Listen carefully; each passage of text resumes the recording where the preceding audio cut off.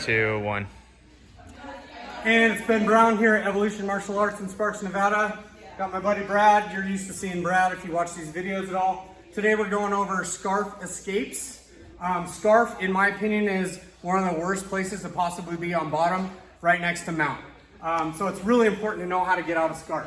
First, we're gonna go over how to get into scarf real quick. The most common way you get into scarf, come over here for me, John. Standard side control of the seatbelt grip.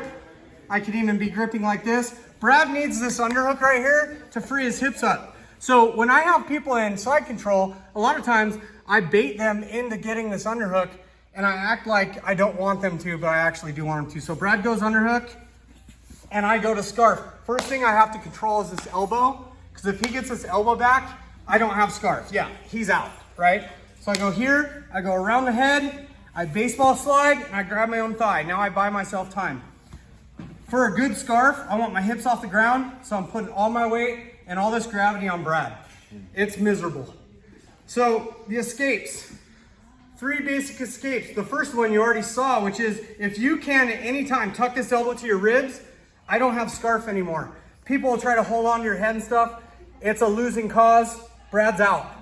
It's just a matter of time. And if I'm not careful, he's gonna take my back. Yeah, so it's a risk. Okay, the second way out, it's a pretty good way, it's a very common way, is he's gonna connect his hands around my hips and he's gonna try to connect his hips to my hips. So he's disrupting my base. Even better, he's getting his hips underneath my hips. So I'm not connected to the ground anymore. So Brad's gonna bridge and roll me over.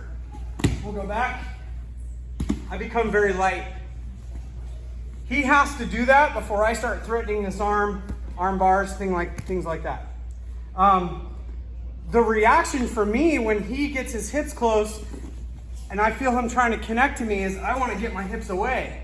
So what he's going to do about that, come over here for me, John, is he's going to frame my head, he's going to disconnect me and move his hips away. And then he creates this space right here. He can either pendulum his legs or just sit up if he's able. And he sits up, and now he's on top. 3 quick ways. The reality is that if I put Brad in scarf, he's gonna probably use these other 2. He's gonna cycle back and forth, trying to disrupt my base. We're doing this, playing this game, just so he can tuck his elbow. He's trying to distract me by disrupting my base so he can get his elbow back, and now it's gonna be a scramble, yep, like this. That's pretty realistic, how that's gonna look. Down and dirty, how to get out of scarf.